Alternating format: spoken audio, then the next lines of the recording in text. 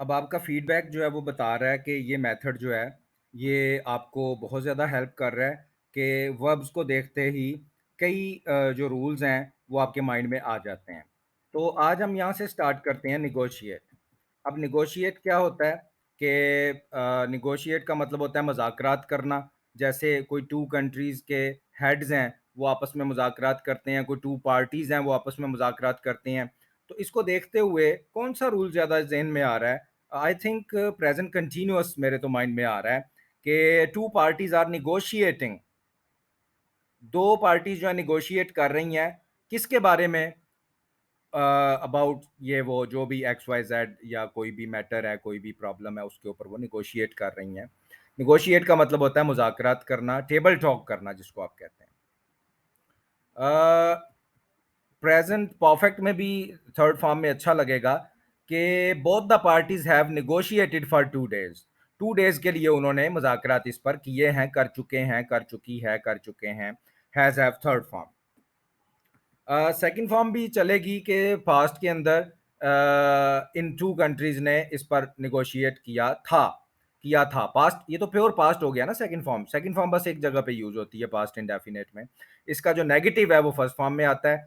2 parties negotiated, 2 parties ने negotiate किया था, 2 पार्टीज़ डिड नॉट नेगोशिएट, इन्होंने नेगोशिएट नहीं किया था। तो आप देखें कि वर्ब्स को देखते हुए 3, 4, 5 रूल्स हमारे माइंड में आ ही जाते हैं। ये रिवीजन का सबसे अच्छा तरीका होता है। सैक्रिफाइस है जी, मेरे ख्याल में प्रेजेंट इंडेफिनिट, प्रेजेंट कंटिन्यूअस सब में अच्छा लगेगा। जो सबसे पहले माइंड में आ रहा है वो प्रेजेंट परफेक्ट आ रहा है कि we have sacrificed a lot for our country. Sacrifice होता है कुर्बानी देना। तो हमने अपनी कंट्री के लिए बहुत सारी कुर्बानियां दे चुके हैं। और बल्कि अगर प्रेजेंट की बात करें, प्रेजेंट कंटिन्यूअस की, कि इसमें जो है वो अभी भी हम ऐसा कर रहे हैं। ठीक हो गया, अभी भी ऐसा कर रहे हैं। तो प्रेजेंट कंटिन्यूअस में कर रहे हैं। We are sacrificing a lot for our country. हमारे कंट्री के लिए हम बहुत कुछ जो है सेक्रीफाइस कर रहे हैं, कुर्बानी दे रहे हैं। और पास्ट इंडेफिनिट यानी सेकंड फॉर्म में भी आप कर सकते हैं कि this nation sacrificed a lot. इस नेशन ने बहुत ज्यादा कुर्बानियां दी थी। जैसे हम हमें बताया जाता है कि आवर जो हमारे फोर फादर्स थे, they sacrificed a lot for our country. हमारे कंट्री के लिए उन्होंने बहुत कुछ कुर्बान किया था। तो आप देखें, बल्कि विल में भी आप यूज करें इसको। We will sacrifice everything for our country. अपने कंट्री के लिए हम सब कुछ सेक्रीफाइस करेंगे। तो आप देखें कि वर्ब को देखते ही हमारी इंग्लिश जो है वो स्टार्ट हो जाती है। इसी को ही कहते हैं कि बगैर सोचे समझे स्पीकिंग और बगैर सोचे समझे राइटिंग। इम्पोज होता है लागू करना। तो गवर्नमेंट हमारे ऊपर क्या लागू करती है? कोई कानून है, कोई टैक्स है। तो मेरे ख्याल में सबसे पहले मेरे माइंड में प्रेजेंट परफेक्ट आया है कि government has imposed a new law. Government ने एक नया लॉ जो है वो इम्पोज कर दिया है। तो इम्पोज्ड बी सेकंड फॉर्म कि गवर्नमेंट ने ऐसा कोई लॉ इम्पोज किया था।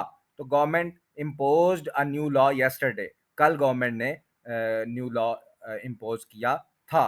और विल इम्पोज, हाँ, गवर्नमेंट या कोई भी हमारा इंस्टीट्यूट है, वो कोई नया लॉ, कोई नया रूल जो है वो इम्पोज करेगा। तो will plus first form, they will impose a new law. सीम जो है सीम का मतलब होता है नजर आना, लगना। लेकिन ये आंखों से नजर आना नहीं होता। ये होता है जैसे आप कहते हैं ऐसा लगता है कि ये हो जाएगा, तो वो आंखों से आपको नहीं लग रहा होता, आंखों से नजर नहीं आ रहा होता।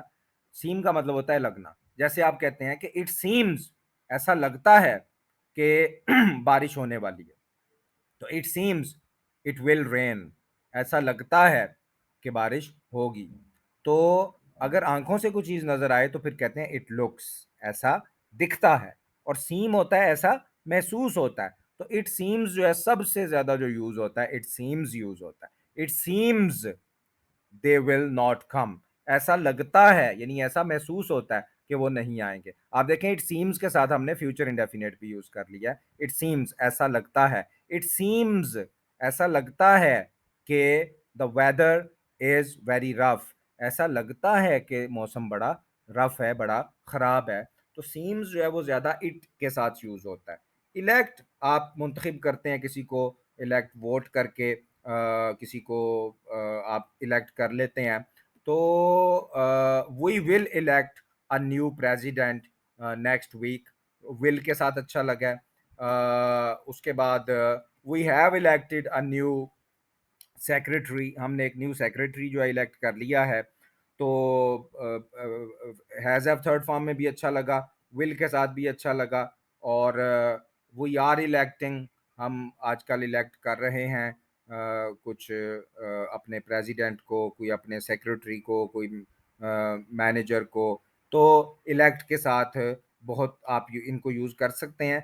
लेकिन कुछ वर्ब्स ऐसे होते हैं जिनके साथ ऑलमोस्ट हर रूल जो है वो यूज होता हुआ अच्छा भी लगता है।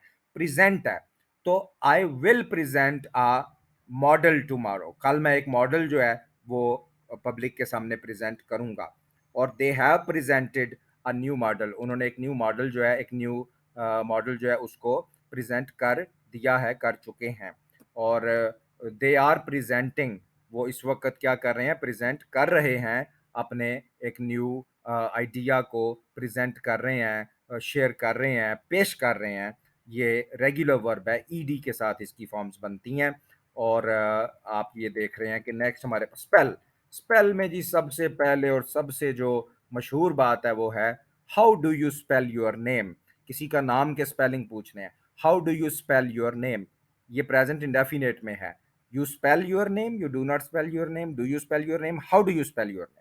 अच्छा, स्पेल जो है ये रेगुलर भी होता है और इरेगुलर भी, यानी स्पेल की सेकंड फॉर्म ईडी से भी बनती है और टी टी से भी बन जाती है। आपने जो भी लेना हो वो आप ले सकते हैं, दोनों की इजाजत है। लेकिन सबसे मशहूर है how do you spell your name. कोई आपको अपना नाम बताता है तो आप कहते हैं कि आप अपने नाम के कैसे स्पेलिंग करते हैं, आपके नाम के स्पेलिंग क्या है, हाउ डू यू। इस तरह नहीं पूछना what is the spelling of your name, ये गलत है। इंग्लिश एक्सप्रेशन को वैसे बोले जैसे वो लोग खुद बोलते हैं। तो what, how do you spell your name. या हाउ, आपके सामने किसी ने एक वर्ड बोला है जिसके आपको स्पेलिंग नहीं आते हैं, लेट्स सपोज किसी ने कहा है एलिफेंट, तो आप कहते हैं how do you spell elephant, how do you spell elephant. Elephant आप कैसे स्पेल करते हैं, इसके स्पेलिंग हमें बता दें, हाउ डू यू स्पेल। सबसे मशहूर ये सेंटेंस है इसके अंदर जो कि प्रेजेंट इंडेफिनेट के अंदर है। उसके बाद एक्सप्लॉइट, एक्सप्लॉइट होता है जी किसी की मजबूरी से फायदा उठाना। तो आप कह सकते हैं ruling class is exploiting the lower class, ruling class जो है वो लोअर क्लास को एक्सप्लॉइट कर रही है। प्रेजेंट कंटिन्यूअस में is am are I N G में बन रहा है। और वैसे तो आप सेकेंड फॉर्म में भी यूज करें कि in the past ruling class exploited all the lower classes, उन्होंने बहुत एक्सप्लॉइट किया था। पास्ट हो गया, कर चुके हैं, ये भी आप कर लें हैज ऑफ थर्ड फॉर्म। तो ये जो क्लास है इसने दूसरी क्लास को या दूसरे लोगों को या वर्किंग क्लास को बहुत ज़्यादा एक्सप्लॉइट कर चुकी है, ये कर दिया है। एडमायर है, तो इसमें प्रेजेंट इंडेफिनिट मेरे माइंड में आया, I admire this poet, I admire this poet. मैं इस पोएट को एडमायर करता हूँ, ये मेरी रूटीन है, ये मेरा रूटीन की बात है कि मैं इस पोइट को एडमायर कर। आई एडमायर, आई के साथ एडमायर में एस नहीं लेना, ही शीट सिंगल नेम के साथ एडमायर में एस लेंगे कि ही ऐसा करता है, ही एडमायर्स दिस पोइट, फिर ठीक है। ये ज़्यादा वैसे प्रेजेंट इंडेफिनेट में ही अच्छा लगेगा। बन सब में ही जाएगा, ज़बरदस्ती आप बना सकते हैं। लेकिन कुछ वर्ब्स हैं उनमें कुछ रूल्स ही अच्छे लगते हैं। एक चीज़ होती है कि उसकी कॉस्मेटिक्स, उसकी खूबसूरती वो भी देखनी होती है, वरना बनाने को तो आप किसी में भी कुछ भी बना लें। उसके बाद है ह्यूमिलिएट। ह्यूमिलिएट होता है किसी की तजलील करना, किसी को जलील करना। तो आप कह सकते हैं कि mister A B C humiliated mister X Y Z. Mister A B C ने मिस्टर एक्स वाई जेड को ह्यूमिलिएट किया किसी टीवी प्रोग्राम में, ऑनलाइन किसी जगह पे, या घर में या बाहर ह्यूमिलिएट किया। और शुड के साथ बहुत अच्छा बनेगा, we should not humiliate others when we are negotiating. जब हम मुज़ाकरात कर रहे हो तो किसी दूसरे को ह्यूमिलिएट नहीं करना चाहिए। इवन जब हम किसी के साथ बहस कर रहे हैं, डिबेट कर रहे हैं, तो डिबेट करनी चाहिए, किसी को तजलील नहीं करनी चाहिए। तो शुड के साथ या शुड नॉट के साथ बहुत अच्छा लगेगा। उसके बाद है कॉम्प्लिकेट। कॉम्प्लिकेट होता है किसी बात को पेचीदा बना देना। तो मेरे जहन में जो सबसे पहले आया वो प्रेजेंट कंटिन्यूअस आया। मैं कहता हूँ you are complicating the matter, आप मामले को पेचीदा बना रहे हैं। और ये भी थर्ड फॉर्म में भी बहुत अच्छा लगेगा, you have complicated the matter, आपने मामले को कॉम्प्लिकेट कर दिया है, कर चुके हैं। वी शुड नॉट, ठीक है, कॉम्प्लिकेट द थिंग्स, हमें चीज़ों को कॉम्प्लिकेट नहीं करना चाहिए। और कम्युनिकेट होता है किसी के साथ कम्युनिकेट करना, बातचीत करना। तो इसमें वी कम्युनिकेटेड, सेकंड फॉर्म मेरे माइंड में आई है, वी कम्युनिकेटेड थ्रू फ़ोन, हमने फ़ोन से कम्युनिकेट किया, या वी कम्युनिकेटेड थ्रू ईमेल्स, हमने ईमेल से कम्युनिकेट किया था, ये पास्ट है, सेकंड फॉर्म होती ही पास्ट के लिए, पास्ट इंडेफिनिट। और इसका negative we did not, first form वापस आ जाएं, we did not communicate through emails, हमने ईमेल से कम्युनिकेट नहीं किया था। तो वी, हाँ, आईएनजी बहुत अच्छा लगेगा, we are communicating through text messages, हम टेक्स्ट मैसेजेस से कम्युनिकेट कर रहे हैं। और वी हैव कम्युनिकेटेड, हमने we have communicated this matter, हमने ये जो मामला है ये आगे कम्युनिकेट कर दिया, उन तक पहुंचा दिया। तो शुड बहुत अच्छा आएगा, we should communicate through phone, हमें फ़ोन से कम्युनिकेट करना चाहिए। और कैन बहुत अच्छा लगेगा, can plus first form, we can communicate tomorrow, हम कल इस बात को आगे कम्युनिकेट कर सकते हैं। अपोलोजाइज़ है माफ़ी मांगना, अपोलोजाइज़ माफ़ी मांगना। तो हाँ, आप किसी को कह रहे हैं should, you should apologise to mister A B C, आपको मिस्टर ए बी सी से माफ़ी मांगनी चाहिए। You should apologise to mister A B C, you should apologise from A B C नहीं, उर्दू सोच के इंग्लिश नहीं बनानी। अगर आप उर्दू सोचेंगे तो फिर वो फ्रॉम आप कर देंगे कि तुम्हें उससे माफ़ी, से की इंग्लिश आप फ्रॉम कर देंगे, इंग्लिश को इंग्लिश में सीखें। You should apologise to mister A B C.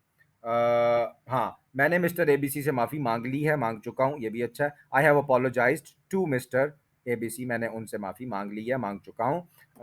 Apologise के साथ शुड बहुत अच्छा लग रहा है, हैज़ हैव थर्ड फॉर्म बहुत अच्छा लग रहा है, सेकंड फॉर्म भी अच्छी लगेगी। I apologised to mister A B C yesterday, कल मैंने उनसे माफ़ी मांगी थी। और I did not, first form में वापस आ जाएं, आई डिड नॉट अपोलोजाइज, मैंने उनसे माफ़ी नहीं मांगी थी। तो अब आप देखें कि अगर हम किसी भी वर्ब पे जाते हैं तो हमारे कहने से पहले ही आपके माइंड में कोई ना कोई सेंटेंस आ चुका होता है। इसी को कहते हैं कि आप स्पीकिंग भी करते जा रहे हैं किसी वर्ब को। देखें, वर्ब को लेके कुछ बोल देना, यही आपकी लैंग्वेज होती है। आपको स्टार्ट में कहा था कि ये इतना इजी होने वाला कि आप इनकी शक्ल देखते ही जो है वो आपके माइंड में जो इंग्लिश है, उसके एक्सप्रेशंस हैं, उसके सेंटेंसेस हैं, वो आने शुरू हो जाएंगे। और अभी कुछ दिन हमने 4 to 5 डेज अभी ये प्रैक्टिस करनी है, इसके बाद आपको एक और प्रैक्टिस करवाएंगे जिससे ये और आपके लिए इंटरेस्टिंग हो जाएगा कि आप कहेंगे कि वाकई इस प्रैक्टिस से अब हमें रूल्स जो हैं वो ऐसे नजर आ रहे हैं कि जैसे अब हमें ये कभी नहीं भूलेंगे, चाहे हम इनको याद रखें आइंदा या ना रखें।